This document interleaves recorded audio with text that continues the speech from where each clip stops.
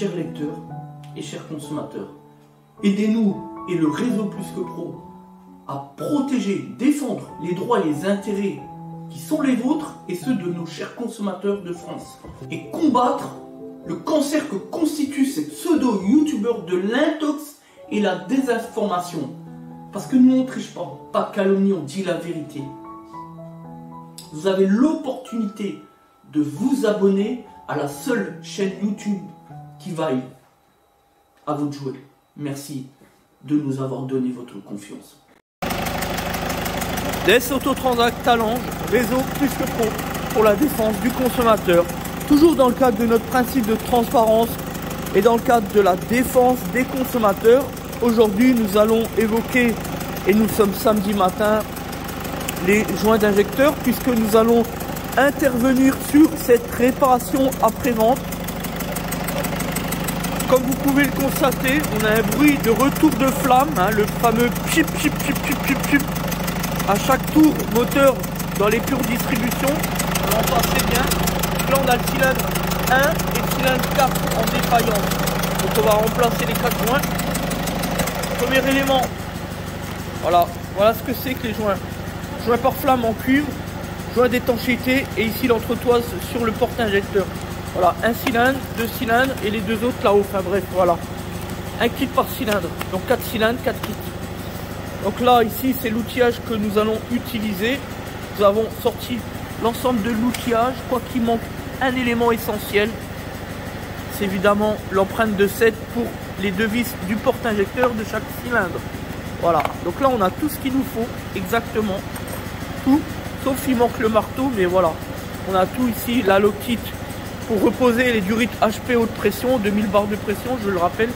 Le brûleur carbone, le nettoyant frein et puis le désinfectant clim qui va permettre d'éliminer les odeurs dans l'habitacle à la fin de l'intervention et qui est un anti-Covid aussi, donc tout ce qui est viral, et ça c'est intéressant surtout en période de crise sanitaire.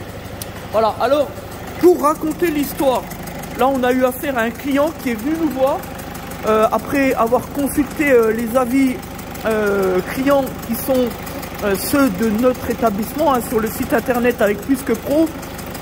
Voilà, donc c'est un client qui nous fait confiance comme tant d'autres et qui est avant ça évidemment passé par un charlatan, un bricoleur, pourtant un professionnel de l'automobile, enfin bon, un pseudo-professionnel. Voilà, c'est l'histoire du client qui a fait remplacer il y a 3 mois son turbo. On voit bien, il est neuf là.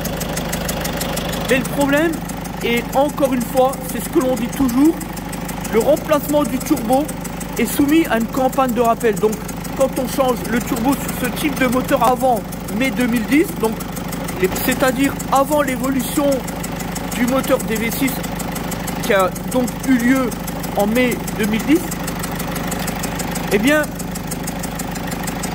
non seulement il faut remplacer le turbo, mais il faut remplacer les durites d'entrée d'alimentation en huile, ouvrir le carter, remplacer la crépine, contrôler la texture de l'huile, mettre un traitement circuit d'huile, faire 2 vidanges et remplacer le filtre à huile, etc. Enfin bref. Mais surtout, il faut analyser la cause de casse du turbo. Il ne s'agit pas de dire on ouvre la durite, le turbo est cassé, on change le turbo, fin de l'histoire. Voilà. Et la cause sous-jacente, c'est souvent dans 99% des cas les joints d'injecteur. Pourquoi? Parce qu'à l'intérieur, au niveau de la biomiculasse, vous avez le circuit d'huile qui passe et qui est contaminé justement par les rejets, les excédents de carbone et de gasoil mélangé. Du coup, ça empêche la circulation d'huile au turbo et à la fin, vous l'avez compris, c'est une casse turbo. Voilà. Le constat qui a été fait après discussion avec le client, c'est que lui-même nous a dit que le bruit là, il n'était pas autant pire, on est d'accord, mais il existait déjà lorsqu'il y a eu la casse turbo. Ça veut dire que le prestataire a délibérément remplacé le turbo sans intervenir sur la cause sous-jacente, c'est-à-dire la cause de ce pourquoi il y a eu effectivement casse turbo, c'est-à-dire les joints d'injecteur. En plus, il y a de la calamine, etc. Donc ça, c'est une marque d'incompétence, parce que remplacer un turbo sans remplacer les joints d'injecteur alors qu'on le voit, alors qu'on entend le bruit, alors qu'on sent les vapeurs de carburant et de gaz à brûler, et y compris dans l'habitacle, comme c'en est plein d'ailleurs le client lui-même. Donc ça c'est de l'incompétence pure et simple. Voilà. Et surtout, voilà comment remplacer un turbo tous les 2 mois. Parce que là, on lui a dit au client, avant d'ouvrir la durite, il y a de fortes chances que le turbo là, il faille le remplacer à nouveau. Et quand on a regardé, ouvert la durite, donc il y a 2 jours, quand il est venu pour le diagnostic, on a effectivement vu qu'on avait un jeu anormal. Voilà. Donc pas dans l'axe, mais un jeu anormal comme ça, qui démontre plus ou moins une faille dans la circulation d'huile, alors que le turbo est neuf. Et ça c'est un problème. Mais bon, pour le moment, on lui a dit il va falloir suivre l'évolution sous surveillance. Et pour l'instant, on fera rien, de sorte de lui éviter non plus de faire des frégages à n'en plus finir. Voilà. On lui a aussi dit que si jamais ça devait revenir, il faille revenir vers le prestataire, qu'il assume ses responsabilités et qu'il fasse une garantie sur l'intervention et que cette fois-ci, il la fasse dans les règles de l'art, selon, c'est-à-dire la campagne de rappel PSA. Voilà. Donc maintenant que vous avez entendu le bruit de la faille des joints d'injecteur, maintenant qu'on vous a expliqué le processus, la campagne de rappel, la technique, la méthode opératoire, et bien maintenant on va lancer la grande manœuvre, c'est-à-dire les travaux. Dans un premier temps, on dépose la durite, clé de 7 ici, tac. On va mettre du papier ici et ici, protéger, toujours protéger les orifices qui sont sensibles. Ici on enlève la vis, il y aura un collier de 13 ici, et puis encore collier de 7 pour libérer le résonateur haute pression. Sortie de turbo, simplement. Voilà, donc là on protège bien. Entrée basse pression, sortie haute pression, échangeur, début mètre. Ici la ligne des 4 injecteurs, ici on va nettoyer l'huile et mettre du papier. Ici on va nettoyer l'huile et mettre du papier. Donc là on peut remarquer effectivement le cylindre 1, il y a plein de calamines. Celui-ci il n'y a rien, celui-ci il n'y a rien. Et celui-ci, potentiellement il y aurait quelque chose. Je dis bien potentiellement. De toute façon, on va faire les 4, voilà. Donc là, maintenant, on va sécher l'huile ici pour mettre du papier et protéger pendant l'intervention du remplacement des joints injecteurs. Donc là, on a dû déposer le faisceau. D'ailleurs, le plastique est cassé. Donc ça prouve que c'était touché. Libérer les petites agrafes. Nous, plutôt que libérer les petites agrafes et risquer de casser les petits joints tout fins à l'intérieur, nous, on décolle ça et on libère les petits tuyaux de retour injection, tout simplement. C'est bien plus simple et ça évite bien les risques de casser. Voilà. Bon, nous on en a en stock puisqu'on est spécialisé là-dedans, donc c'est quelque chose qu'on fait beaucoup, ça, les joints injecteurs. On a beaucoup de demandes là-dessus. Mais pour celui qui n'a pas en stock et qui le flingue, derrière ça fait une fuite de carburant et c'est pas top pour la satisfaction du client, vous l'avez compris. Donc là, on en est à la phase où on vient de sortir l'injecteur avec l'aide ici d'une empreinte 13. On travaille un peu. Donc très important, faire chauffer le moteur avant de le faire, sinon vous allez forcer sur l'injecteur et casser le porte-injecteur. On y va doucement, on le sort doucement. Voilà.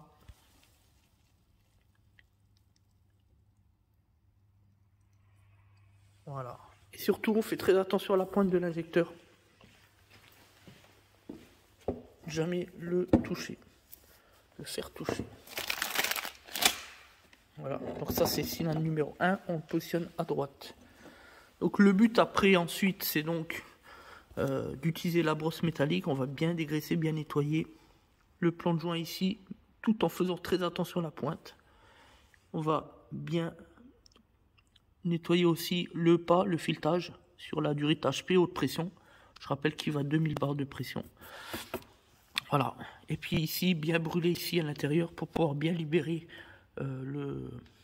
l'élément du porte-injecteur ici, la petite entretoise. Parce que là, elle est grippée à cause de la calamine. Donc voilà. Le deuxième. Donc celui-là, a priori, il était moins entaché. Et puis ensuite, les deux derniers. Voilà. Donc là, on y va. Voilà. Hop là. Voilà. Donc ça,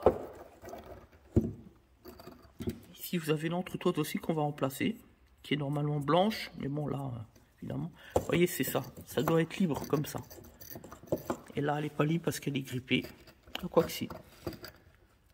C'est peut-être parce que, comme on a mis du brûleur, ça a aidé. Parfait, voilà. Parce que des fois, on a l'entretoise ici qui est super grippée, qui est coincée à cause de la calamine, ce qui est logique. Voilà. Donc,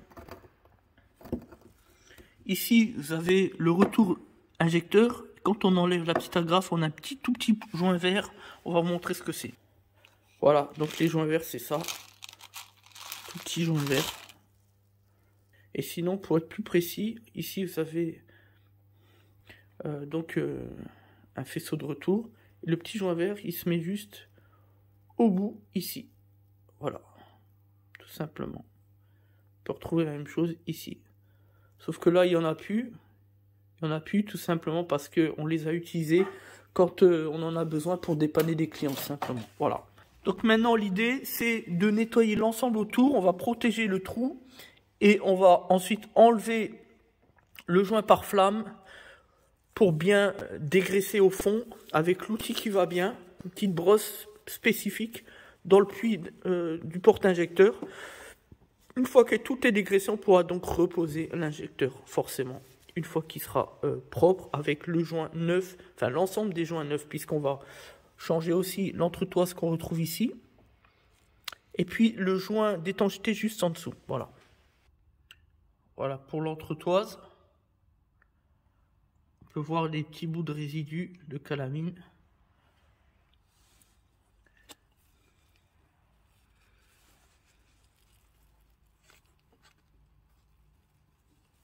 Voilà, donc ça c'est la calamine qui durcit. Avec les rejets de particules de carbone et le gasoil, ça fait ça. Voilà. La calamine plus ou moins dure, comme du chewing-gum. Puis des fois ça peut être comme de la pâte qui craque.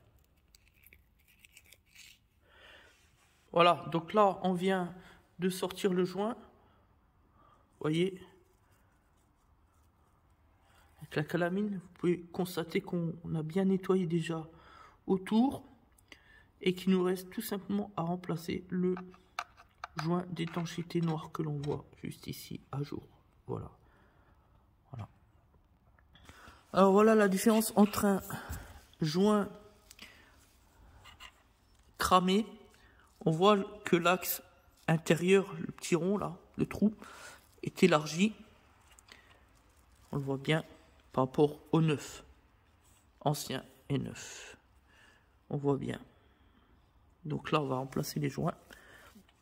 Alors, l'entretoise, celle-là, bon, tout le monde le sait, on va enlever celle-là. Bon, celle-là n'y est plus, elle était dessus, on l'a enlevée.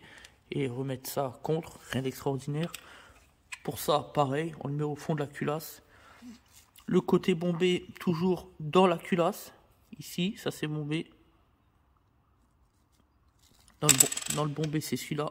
Toujours culasse et le côté plat, côté ici, injecteur.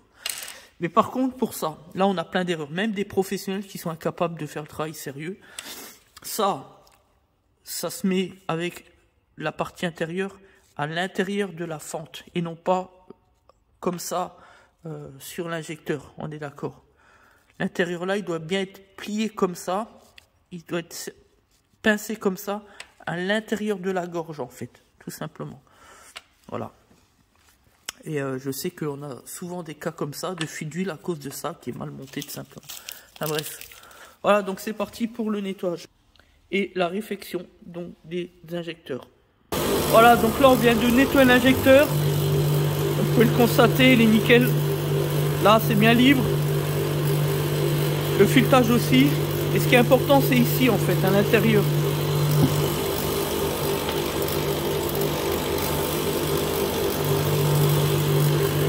Voilà ici là. Parce que c'est ici qu'on va reposer sur les goujons les injecteurs et il y a beaucoup de calamine des fois ici. Et il faut que ce soit très propre, nickel de chez nickel, comme là. Voilà, tout simplement. On fait toujours très attention à la buse. On a aussi bien nettoyé la calamine à l'intérieur, très important sur le filetage des tigons qui vont permettre la fixation des porte-injecteurs ici et là, tout simplement. Donc maintenant, on nettoie bien, on traite le fond du culot pour reposer ensuite le joint par flamme, le joint d'éjecteur orange, cuivre. appelez-le comme vous voulez. Voilà. Voilà, là on voit quand même c'est quelque chose de très propre par rapport à ce qu'on avait avant, c'est clair.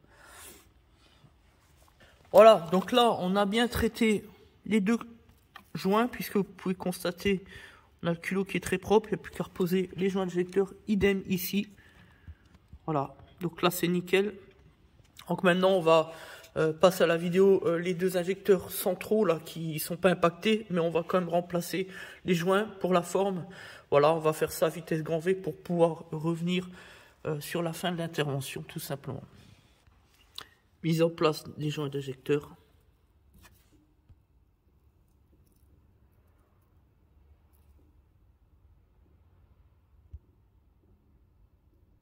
Voilà.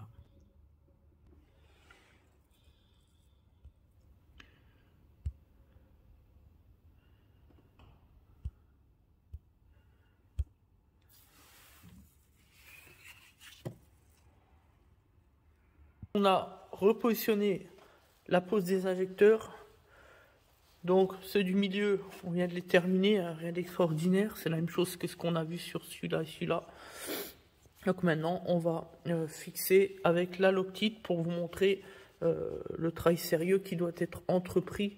Parce que c'est quand même assez pointu. On a 2000 barres de pression en troisième à 3200 tours. Donc c'est pas rien du tout quand même. Voilà. Donc il faut toujours vérifier déjà avec le 13 ici que l'écrou sur le porte-injecteur est bien serré. Des fois ça se desserre, ça peut arriver. Derrière il y a un tout petit joint plat en métal.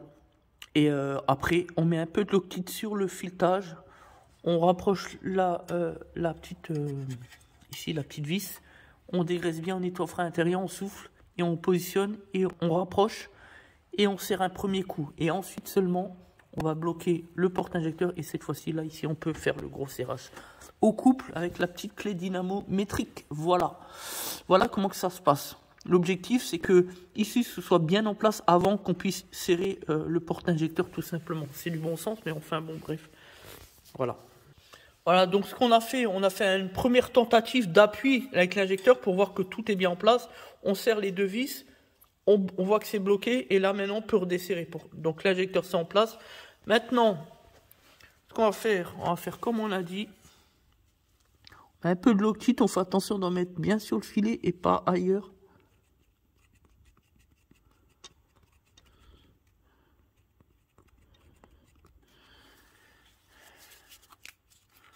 Évidemment, si je l'ouvre pas.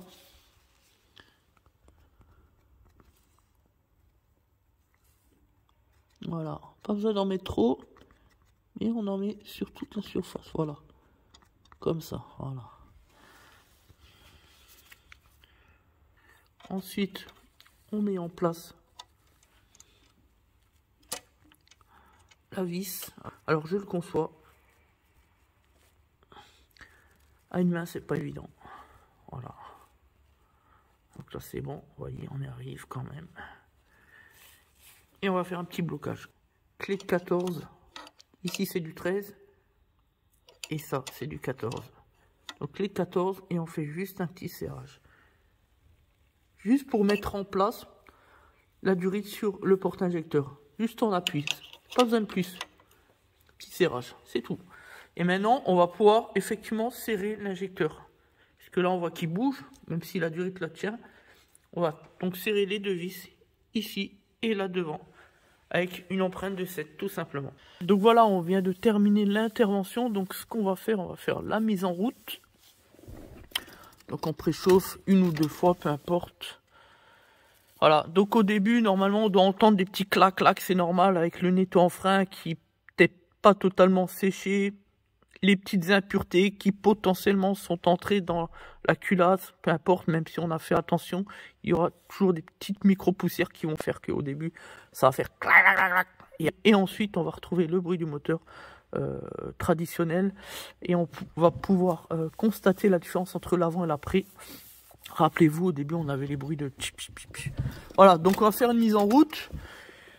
Et au bout du compte, cette intervention, c'est aussi l'intérêt des symptômes, hein, c'est-à-dire le gaz, l'odeur imbrûlée dans l'habitacle qui est désagréable pour le client. Donc lui, il s'en fout de la mécanique, ce qui l'intéresse, c'est surtout ça. Mais pour atteindre cet objectif, forcément, il faut réparer. C'est ce qu'on vient de faire. Donc voilà. Allez, c'est parti. Voilà, vous entendez un petit peu? Clac, clac, clac. Pour le voyant d'injection, ça n'a strictement rien à voir, c'est autre chose. On va d'ailleurs passer le diag tout à l'heure. On regardera ça tout à l'heure avec le client. Donc là, vous pouvez effectivement constater qu'il n'y a plus de bruit d'injecteur. Voilà.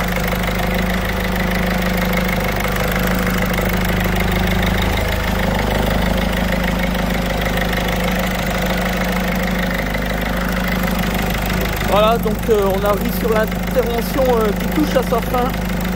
Ce qu'on va faire maintenant, on va faire un essai sur route, on va laisser chauffer 10 minutes, ensuite l'essai sur route et on mettra donc un terme à l'intervention. Voilà. Évidemment sous surveillance, on contrôle qu'il n'y ait pas de problème de fuite de carburant, c'est jamais. Voilà. Voilà. Voilà. Et le quatrième, voilà.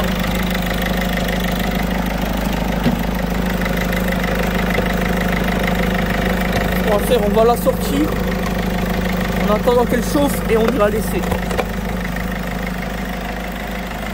Voilà, donc merci à tous, c'était des Autotransact Talange, réseau plus que pro pour la défense du consommateur.